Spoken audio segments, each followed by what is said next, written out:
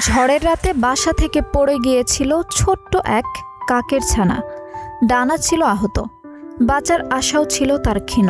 কিন্তু সেই অসহায় প্রাণটিকে ফেলে দেননি বাগেরহাটের দর্জি রুনু দেবনাথ। 1 বছর আগে উদ্ধার করে নিজের সন্তানের মতোই যত্নে বড় করতে শুরু করেন তিনি। আর সেই থেকে জন্ম নেয় এক অদ্ভুত বন্ধন। বাগেরহাট শহরের লঞ্চঘাট এলাকার ছোট্ট দর্জির দোকান এখন মানুষের পাশাপাশি একটি কাকেরও ঠিকানা। নাম তার টুটু। সকালে দোকান খোলার পর থেকেই রুনুর কাঁধে কিংবা পাশে দেখা মেলে টুটুর। কখনো কাপড়ের ওপরে বসে থাকে, তো কখনো উড়ে গিয়ে আবার ফিরে আসে প্রিয় মানুষটির কাছেই। রুনু দেবনাথ বলছেন, আহত অবস্থায় কাকের ছানাটিকে চিকিৎসা ও যত্নে সুস্থ করে তুললেও পরে আর তাকে ছেড়ে যেতে পারেননি। আশ্চর্যের বিষয় হলো, সুস্থ হওয়ার পরও টুটুও ছেড়ে যায়নি তার আশ্রয়দাতাকে।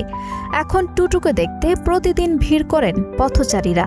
কেউ মোবাইলে ছবি তোলেন, কেউ আবার মুগ্ধ হয়ে দেখেন মানুষ আর একটি কাকের অদ্ভুত ভালোবাসা।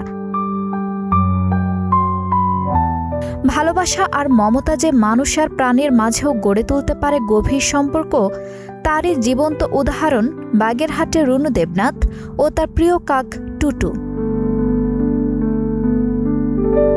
আঞ্জুম হক আরবি, টাইম নিউজ ডেস্ক।